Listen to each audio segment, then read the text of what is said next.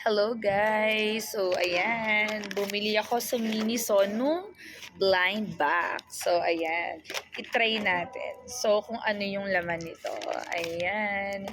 So, ito ay Sanrio characters.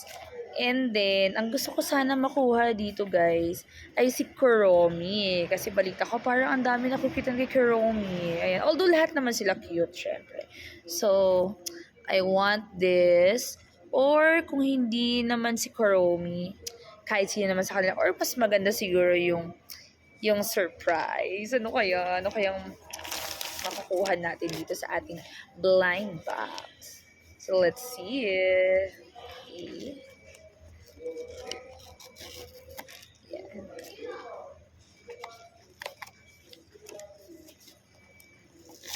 Ayan, nakakakaba. Sanrio. Ala, la, la, la. Okay, so, ano kaya ito? Parang makukuha ko si Kuromi. Parang ang haba ng tenga. I'm so excited. Ano kaya? Let's see, let's see, let's see. This is the exciting part. So, ngayon, ang bubuksan natin ay maliit na item lang muna. So, this one.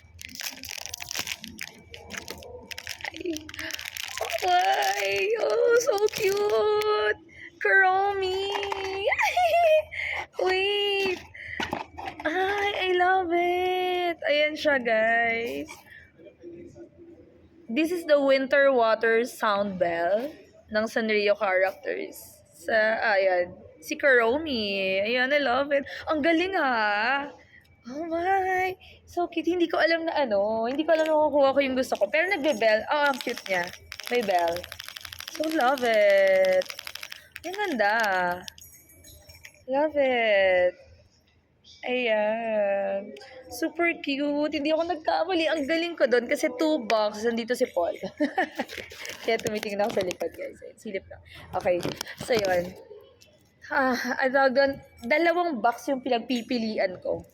And then, pabalik-balik ako sa isang box na hawak ko. Sabi ko, Kuromi, gusto ko Kuromi. Yung purple, kasi ewan ko na-addict ako ngayon sa lavender. Hala, ang ganda niya. Pangsabi to sa bag. Ay nako, sorry na lang.